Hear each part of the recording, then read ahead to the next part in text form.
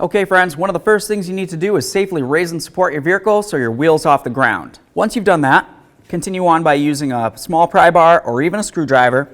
We're going to find the area on this little plate that we can remove it.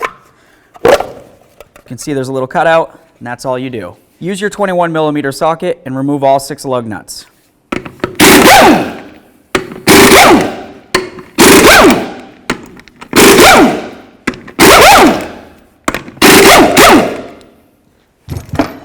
Remove your wheel. If your brake caliper looks like this, obviously you're going to want to clean it down before you proceed.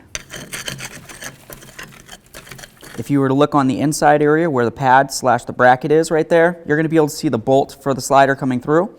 I like to try to spray that down on both of them, just kind of as a little help me out in the long run type of deal. And I'll get this side right there. Using a 10mm. Let's see if we can get these to break free. There's one. I'm going to leave it in there just like that. Start the other one the same way. Let's get these mounting bolts right out of here. Now we're going to be replacing this caliper, but if you're not replacing the caliper, you don't necessarily need to remove it from the vehicle. Moving along, you can use your small pry bar. If you were to come right along your caliper in the bracket, you could try to pry a little bit, but what you're going to see is on the outer pad, it has a little piton that's supposed to hold it from coming off. First, I'm going to push right on this area. That's a little clip that holds the pad from moving. Then I'll use my pry bar to try to pry this away from the vehicle. Awesome. Once you have your caliper completely drained and as much of the brake fluid off your hands as possible so you don't contaminate your pads, we're going to take our pry bar right here, and I'm just going to try to go right in between this area here and here. And you can see that there's a little piton that should go through that hole for the pad. Once you get it so it's pulled out of the hole, you should be able to lift out on the pad. There's the piton, there's the hole. Do the same on the other side.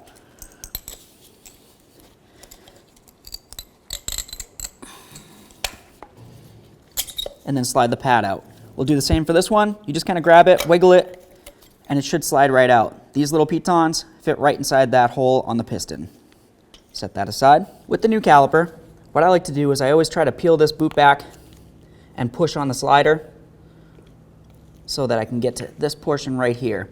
We want to make sure that this is well lubricated. The reason for that is because, well, lubrication needs to be in there, otherwise moisture can get in and then it's going to seize this up and then your caliper won't function properly. We'll get both of these up and ready. Now we're just going to take some nice caliper grease here. And we're just going to lubricate the slider a little bit. You don't have to put very much on this area because as you push it in, you're going to notice that it kind of just pushes it away. But while I'm doing that, I'm also going to come on the inside of this slider boot. Go like that. And on the inside here, I like to put quite a bit. Make sure it's nice and lubricated right down inside there. Take your slider, wiggle it, push it on in there. It's going to start pushing through. Just take your finger, go along the lip like that, and then make sure the boot's completely situated. That looks great. I'm going to get the rest of the lubricant that wasn't used all off of there, and why not just put it on this one. I'm going to slide that in just a teeny bit. Lubricate the inside of this boot as well, especially up along this area on the inside. That's going to be one of the main areas to make sure you have lubricant. Go ahead and slide that in all the way up. Bring it back and forth. That's going to work in the grease. That's awesome. Well, now we can't stop just there. We're going to continue on with that lubricant, and we're going to go right along the piston here. The reason why we're going along the piston and these ears right along here is to help with vibration dampening and noise reduction. Those look great. At this point, the caliper is pretty much prepped. I just like to kind of clean up whatever mess I might have on there, make it neat and tidy. So now that we have the caliper cleaned and prepped, we're going to continue on by cleaning and prepping this area where the caliper needs to mount to. If you were to look along this area, you're going to see that there's a metal tin. We're going to have to replace this or at least clean it up. If you take a pry bar and a hammer, usually you can get them to break free.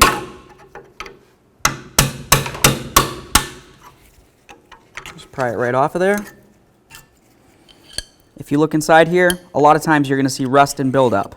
If you see rust and buildup in here, more than likely you're also going to have it on this. So of course you're going to need to clean this area up. We'll do the same to both. Looking all along here, I can see a whole bunch of raised areas. This is a lot of rot buildup. Like I said, that's going to cause an issue with braking, so we need to make sure we get it off of there.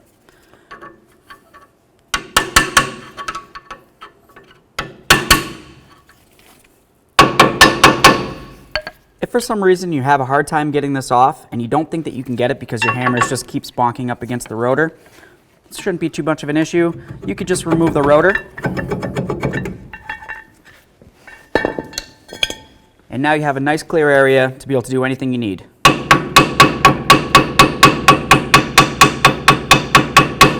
Sometimes trying to clean up this area with the hammer and the little chisel, you're going to get off the majority of it, but it's not going to be nice and smooth and clean. It needs to be. You can get yourself one of these tools with a little sand disc and try to clean it up as much as possible, or even just use a nice sanding block.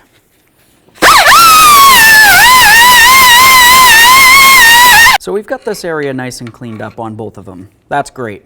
Now, assuming you took your rotor off, if you were to look behind it, you're probably going to see a whole big mess at this point. There's probably going to be a lot of rust and everything inside this area.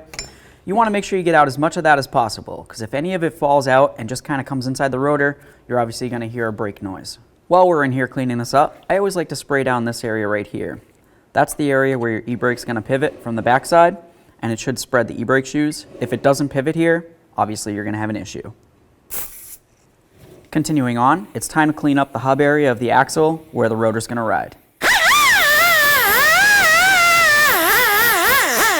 Looking at the hub area of your axle, you can see where it's going to go into the differential. Make sure you don't see any fluid coming out of here. If you do, your differential seal's leaking right there. Once you have this hub area cleaned up as much as possible, I always like to use a little bit of copper never seize. Now, using a little bit of the caliper grease, we're going to coat the area where those tins are going to ride. I always like to put this on there. It's going to help with rust and everything. You don't want any more rust building up under there.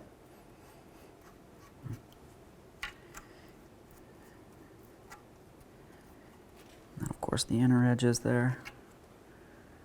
Now we're going to put on our tins. You'll notice that they're both the same. You look at the back side, you've got the slot where this is going to go. Go ahead and slide it on over that. If for some reason it just doesn't want to fit on there, you can use a small hammer and just help it along.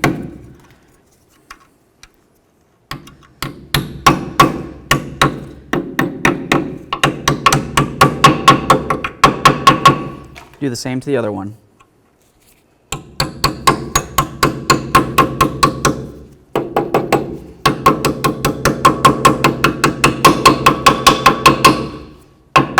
Before you go ahead and put your brand new rotor on the vehicle, you always want to make sure you clean it down first. It's going to come with a nice coating on it that's going to help prevent, rust or anything else. So, a little bit of parts cleaner, a nice clean rag, clean down those braking surfaces. You're going to notice on the front side you have a braking surface.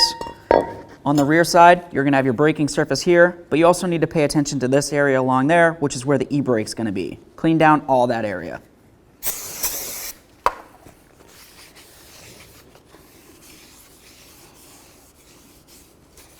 That's perfect. Let's get it on the truck. Before we go ahead and get the rotor on there, you want to inspect your e-brake adjuster.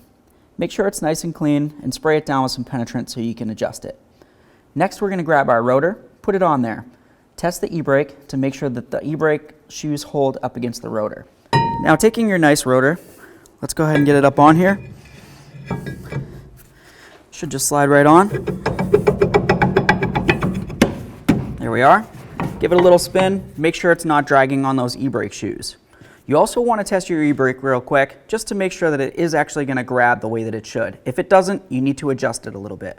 Looking at our old pads compared to our new pad, what you're probably going to notice inside your kit is that it has a pad that looks like this with the little piton. One's going to be on this side and the other one will be on the other side. Just compare it to your original pads. That way there you know which side you're dealing with. Now that we've figured that out, let's get the caliper off of here. We'll set it right up top there where we can easily get to it. You're going to start by installing your inner pad. Take the inner pad with the 3 prongs and go ahead and put it right inside that caliper piston. It should slide right in. There we are. As you start sliding this in, you want to pay attention to those ears right here, and then of course the pitons. Those pitons need to line up with the holes and the ears will hold it against.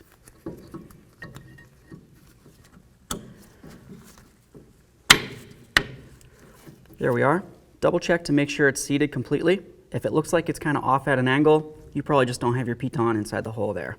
This looks great. Now we're going to continue on by installing the caliper starting with the bottom area first, because if you look at the outer pad, you'll see that it has the double ear. Slide that right over both sides of the bracket area there, and then be careful for your slider. The slider area right here needs to be pushed so it's all the way facing towards the inside of the vehicle as much as possible.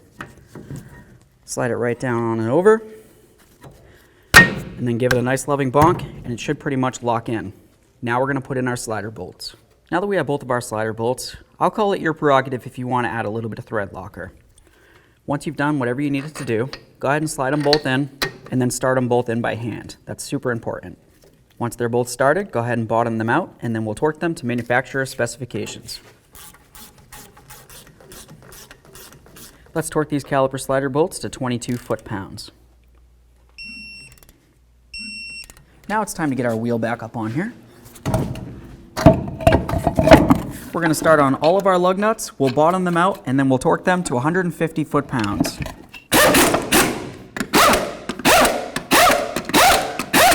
Let's get these torqued to 150 foot-pounds.